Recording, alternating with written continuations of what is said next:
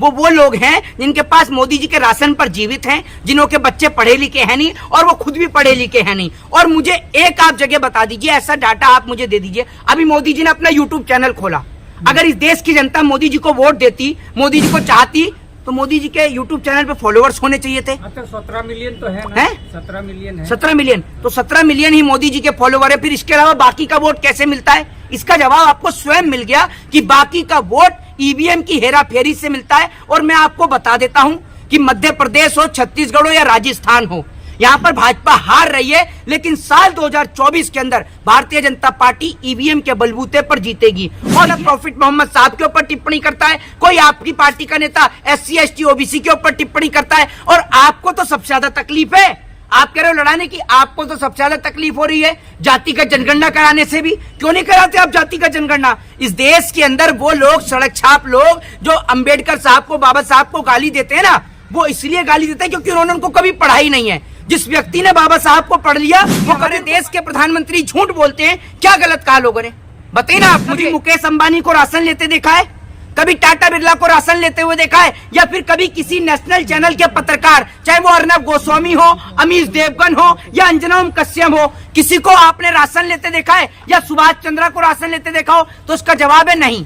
किसी को भी आपने राशन में गलत क्या क्या है? देश के प्रधानमंत्री जी ने जिस तरीके से इस देश की जनता को पिछली बार पागल बनाया, 2 करोड़ रोजगार के नाम पर नौजवानों को पागल बनाया, किसानों की आय दुगनी करने के नाम पर किसानों को पागल बनाया, देश के साथ झूठ बोलकर, देश को बुलेट ट्रेन का सपना दिखाकर भारतीय ट्रेनों की हालत को खस्ता कर दिया, बुरा हाल कर दिया। आपने देखा होगा किस तरीके से ट्रेनों के हादसे हुए, रेलों के हादसे हुए। तो इस बात को कहना कि हमारे देश के प्रधानमंत्री झूठ बोलते हैं, क्या गलत कहा लोगों ने? सबको पता है कि किसने तबाही मचाई है और किसने विकास किया है। तबाही मचाने का काम तो आपने किया है। इस देश के पूर्व प्रधानमंत्री, चाहे वो फिर मनमोहन सिंह हो, चाहे अटल बिहारी वाजपेयी जी हो, चाहे लाल बहादुर शास्त्री जी हो, इस देश के पूर्व प्रधानमंत्री जी ने इस देश के विकास के लिए काम किया। लेकिन इस देश के एकमात्र प्रधानमंत्री नरेंद्र मोदी हैं, जिन्होंने इस देश को बेचने में, तोड़ने में, लड़ाने में, झगड़ाने में कोई कसर नहीं छोड़ी है। बात आप एक बात मुझे खुद ये समझाइए, आप तो मानसिक दिमाग से पागल हैं,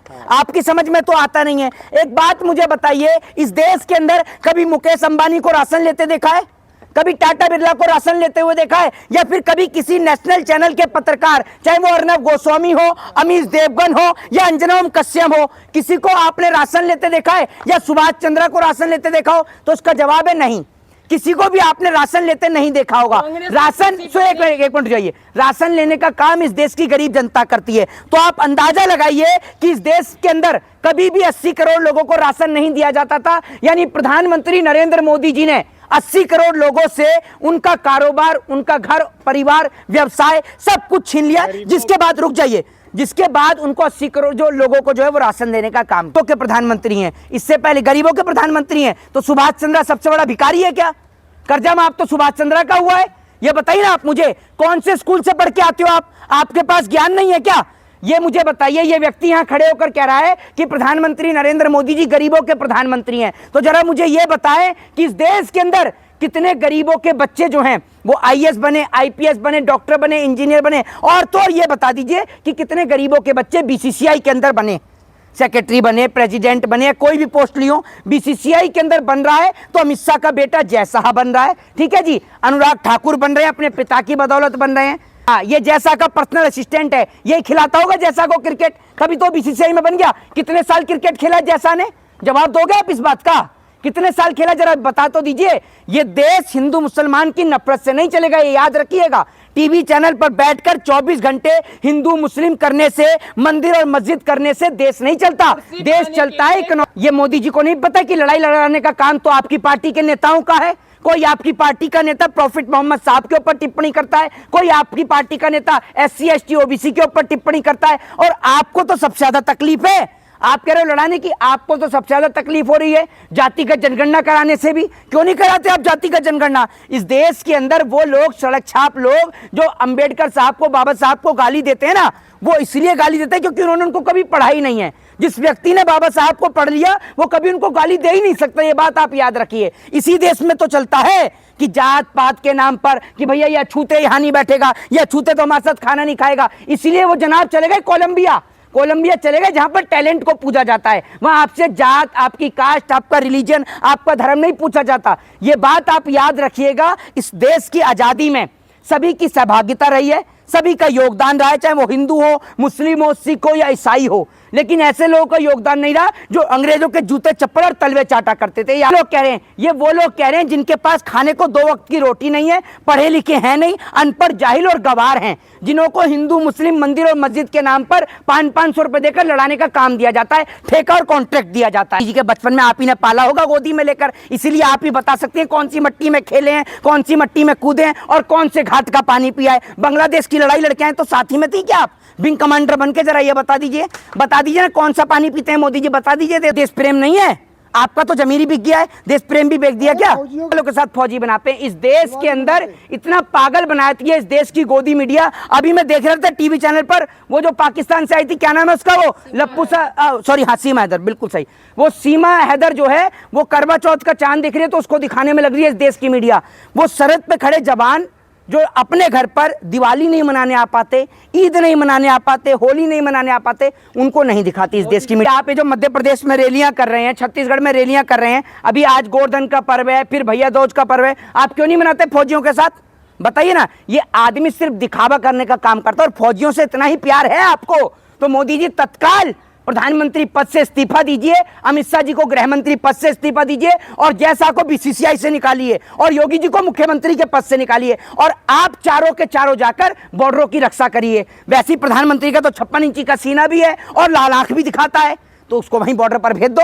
प्रधानमंत्री तो कोई भी, आपका मानसिक सूत्र कुछ खराब है, मैंने ये बात तो अब तक कही नहीं है। मैंने कहा जो लोग दोबारा लेके आने की बात कर रहे हैं वो लोग हैं जिनके पास मोदी जी के राशन पर जीवित हैं, जिन्हों के बच्चे पढ़े लिखे हैं नहीं और वो खुद भी पढ़े लिखे हैं नहीं। और मुझे एक आप जगह बता दीजिए, ऐसा डाटा आप मुझे दे दीजिए। अभी मोदी जी ने अपना यूट्यूब चैनल खोला, अगर इस देश की जनता मोदी जी को वोट देती, मोदी जी को चाहती, तो मोदी जी के YouTube चैनल पे फॉलो, तो 17 मिलियन ही मोदी जी के फॉलोवर हैं। फिर इसके अलावा बाकी का वोट कैसे मिलता है? इसका जवाब आपको स्वयं मिल गया कि बाकी का वोट ईवीएम की हेरा फेरी से मिलता है। और मैं आपको बता देता हूं कि मध्य प्रदेश हो, छत्तीसगढ़ हो या राजस्थान हो, यहां पर भाजपा हार रही है, लेकिन साल 2024 के अंदर भारतीय जनता पार्टी ईवीएम के बलबूते पर जीतेगी। और ये इसलिए हार रही है विधानसभा का चुनाव क्योंकि उनको पता है कि अगर हम यहां पर जीत गए और वहां भी जीत गए तो ईवीएम पे सवाल खड़ा होगा। इस 3 दिसंबर को दिवाली बननी है, लोगों के घर का आपने दिवाला निकाल दिया और आप दिवाली मनाने की बात कर रहे हैं? नहीं, 3 दिवाली आप मनाने की बात कर रहे हैं, दिवाला निकल गया लोगों का। इस देश के अंदर लोग बेरोजगारी से परेशान है। आप बाजारों में जाकर देखिए, त्योहारों की कोई रौनक नहीं बची है, लोग 2 वक्त की रोटी के लिए परेशान हैं और ये दिवाली मनाने की बात कर रहे हैं। देश की जनता का दिवाला निकालकर अपने उद्योगपतियों का कर्जा माफ करने वाली मोदी सरकार दिवाली मनाने की बात कर रही है। रोने वाली आवाज तो मुझे आपकी लग रही है। इतना क्यों आपको तिलबिलाहट उठती है? मोदी जी के बारे में अगर कोई कुछ कह दे तो आपकी आंख से क्यों आंसू टपकते हैं? मोदी जी आपके रिश्तेदार हैं, पड़ोसी हैं, आपके भाई बंधु हैं। आपको इतनी तकलीफ होती है मोदी के नाम से सुनने से, तो एक काम करिए, अपने मोदी को बोलकर इस्तीफा दिला दीजिए। मोदी के खिलाफ कोई नहीं बोलेगा, काहे नहीं सुन सकते आप मोदी के खिलाफ हैं? आप एक बात मुझे बताइए, मोदी से कोई साठगांठ है आपकी? आपका घर चला रहा है? हाँ, आपके पापा को कोई लेके आया या आप ये मुझे बताइए, आपके पापा आपको लेके आए या आप अपने पापा को लेके आए हैं?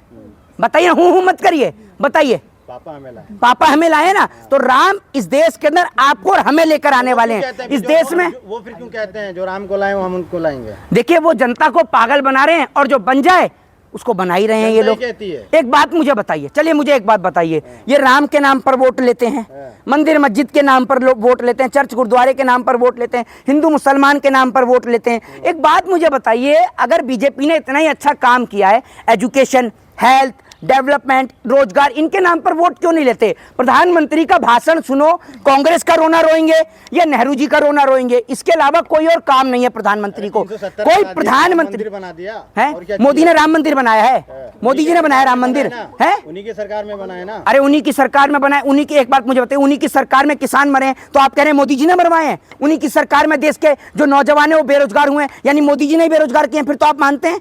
बोलिए ना, किसानों को मरवाने का काम मोदी जी ने कराए।